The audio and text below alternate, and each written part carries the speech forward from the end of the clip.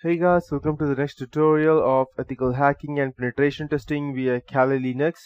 Welcome to the next tutorial of DHCP spoofing. So, before I proceed, let's go ahead and check on Google what DHCP spoofing is exactly and how they actually define it and what is actually the difference and how one can go ahead and spoof that. So, I believe you can see DHCP spoofing is a dynamic host configuration protocol that is a client and a server protocol that automatically provides an IP host with its IP address and related configurations such as subnet mask and default gateway.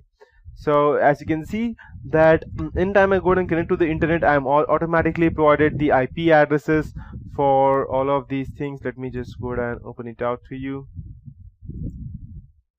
I'm automatically provided these IP addresses and the subnet mask and the default gateway, and these all things are being done by the DHCP protocol, that's dynamic host configuration protocol. So how can you might be wondering how can one go ahead and spoof a DHCP protocol or something like that? Yes, we can do that, and in computer world we can do anything that we want. So this is one of the layer 2 attacks inside a LAN network that is very dangerous for information privacy and LAN integrity, and it is a spoofing attack. So this is a special kind of attack where the attacker can gain access to the network traffic by spoofing responses that would be sent by a valid DHCP server. So you won't even recognize whether it's fake or it's original. And this attack is using a technique, again the same technique, that's ARP spoofing, also called as ARP cache poisoning or the ARP poison routing, that's APR, and that is a simple LAN attack technique. ARP spoofing will allow the attacker to intercept frames on the LAN and modify the traffic, stop the traffic, or simply snip all the traffic and do whatever he wants. So this is possible because all the communication in LAN is now crossing the attacker's interface, and this communication is vulnerable to packet sniffing as well. So you might be wondering what would be the difference between DNS spoofing or ARP-CP spoofing, because they all do the same thing but still they're different ways. Yes, you are right. The reason being that all of them have different faults and flaws, and sometimes you may not be able to go ahead with the ARP spoofing or DNS spoofing, but one or the other thing always works, because there's one or the other fault in a line and you can always go ahead and take down any kind of network. The only thing that you need would be a proper open port or a proper way to go ahead and break into that firewall. So that's how it will work. So there are different ways which go ahead and finally lead to the same thing, but one thing can be way too hard, whereas the other thing can be way too simple, even though both provide the same thing. And that's why I will be teaching you DHCP spoofing, even though it does the same thing, but it has its own different way, and this will be far easier than the previous versions. So in short words, client PC is sending a DHCP request on the network, as you can see over here. So DHCP response, and this request is a broadcast from all hosts on the LAN, and all the hosts on the LAN will receive it. Only the DHCP server knows what this request means, and in the normal situation only the real DHCP server will reply to this request. So DHCP server is then replying to the client with messages that will configure the host client PC with IP address, subnet mask, and the default gateway. So this is the attacker, the rogue DHCP server, and this is the original DHCP server. So when we have an attacker PC in the network, he will stimulate the DHCP server on his host PC, that's host computer, and with this action he will be able to reply to DHCP request before the real DHCP server, because it's closer to the client host. So it will configure the client host with IP address of the subnet, but it will also give to a host false default gateway and maybe even false DNS server address. So what will happen exactly is that when the client PC requests for DHCP response, it will go over here, and since the attacker's DHCP server is nearer than the corporate server, the attacker will quickly go ahead and give a response back to it before it goes ahead and reaches it to the corporate server. And as soon as it reaches it, the first one reaches the DHCP server, no matter even if it goes ahead and gets back to the server, it will go ahead and discard that because it has already received a DHCP response. And later on, no matter what happens, even if it tries to connect to the corporate original server again, they will not be able to connect. The reason being that it has already the attacker has already went ahead and poisoned its cache memory, and no matter which one it tries to connect, it will always connect to the rogue attacker's DHCP server. And it will go ahead and configure the client host with IP address of that subnet, and it will give out a false default gateway as well, maybe even a false DNS server address. DNS server address and default gateways addresses will both be the IP address of the attacker computer itself, and in this manner he will point all the communication of let's say the client host to himself.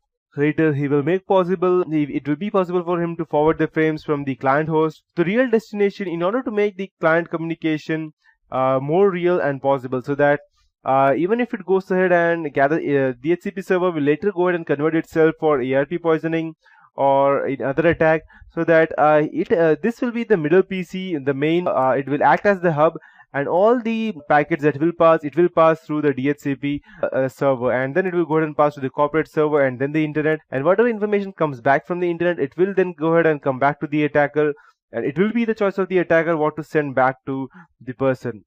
Let's say for example, this is the internet, this is the rogue attacker, and over here at the random right side there would be let's say for example boy A, and over here it would be boy B, and over here it would be boy A. So what will happen exactly is that, let's say for example, to be a more practical example, boy A is using WhatsApp on his computer, and he wants to tell the boy B to go ahead, and he's telling that I have the money for your, let's say I have your pocket money, your dad has given it to me, and this is the account number of your pocket money, and he will send it back on this, and just go ahead and gather the money from your this is bank account, and he will transfer a virtual check over the computer, but it will receive it to this person, the attacker, and he will send back the response that okay, father has not received the pocket money, and he will be giving it to me later on at later point of time.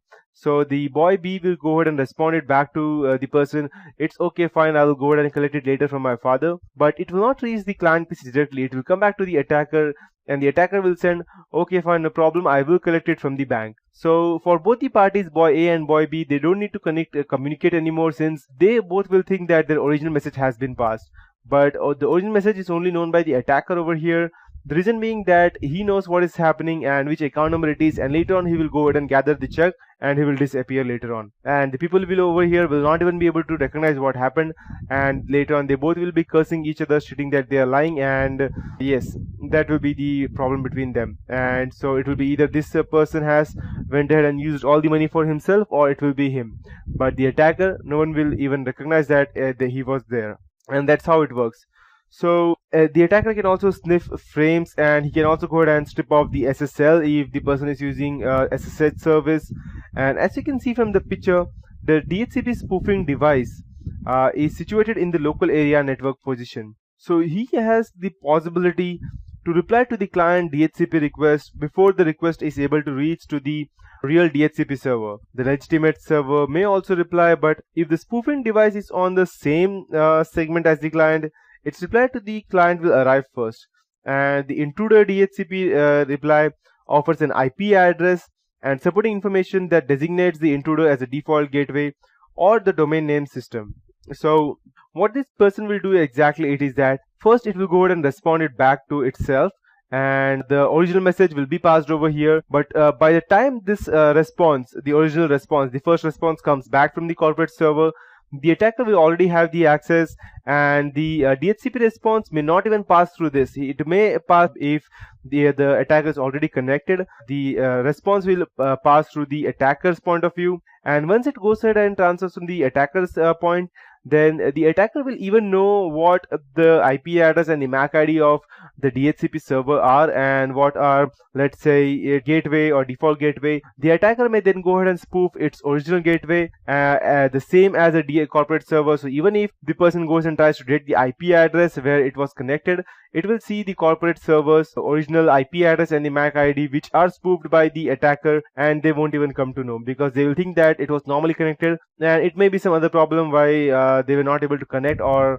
they have had a loss for some any X amount of money. So And the intruder DHCP server offers an IP address and supporting information that designates the intruder as a default gateway or the DNS server, that's the domain name system. And in the case of gateway, the clients then forward packets to the attacking device, which in turn sends them to the desired destination. So this is known as the MITM attack, and it may be entirely undetected as the intruder intercepts the data flow to the network, but it is not stopping the network traffic, because if it stops, then the client may try to connect to the corporate server in some other way, or he may troubleshoot it, and that is not what the attacker wants. So he will not go ahead and attacker will not go ahead and stop the traffic unless it is actually necessary. So the ARP spoofing can also be used for good purposes, and very often we are being able to see wireless networks that are redirecting us to sign up page when we want to access wireless LAN or internet across the Wi-Fi. So network registration tools may redirect unregistered hosts to a sign up page before allowing them full access to the network. It is mostly used in Wi-Fi hotspots or hotels such as McDonald's or something like that. When you go over there and you try to access the free internet, they will first redirect you to their own Airtel or whichever Vodafone or whichever internet they are using, and they will go ahead and ask you to go ahead and first use your let's say your mobile number to go ahead and register. And as soon as you register your mobile number, you will get a 6 to 7 digit code which you will have to enter, and only then the internet will start. The reason for that would be that any random person can go ahead and use the internet for fake reasons, and the person who is actually going ahead and using that, if he uses for any malicious purposes, then the owner of the Wi-Fi or the hotspot will be able to recognize by using the mobile number, until unless the mobile number is also fake and that is also spoofed from somewhere else. So I cannot say that there can be always solutions to all the problems, because as the number of solutions increases, the number of problems will always increase.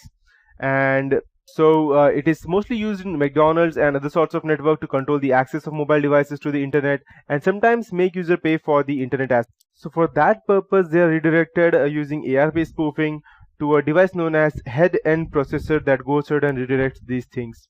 So ARP spoofing can be used to implement redundancy of network services. A backup server may use ARP spoofing to take over a server that has crashed and apparently transparently offer reduced redundancy. So these are the examples that an ARP spoofing is not only used for malicious purposes, it is also used for good purposes, but it depends upon the nature of the person as to how he sees that. So that would be it for this tutorial. In the next tutorial, I will be starting with the ICMP redirection, and finally the traffic tunneling and port stealing.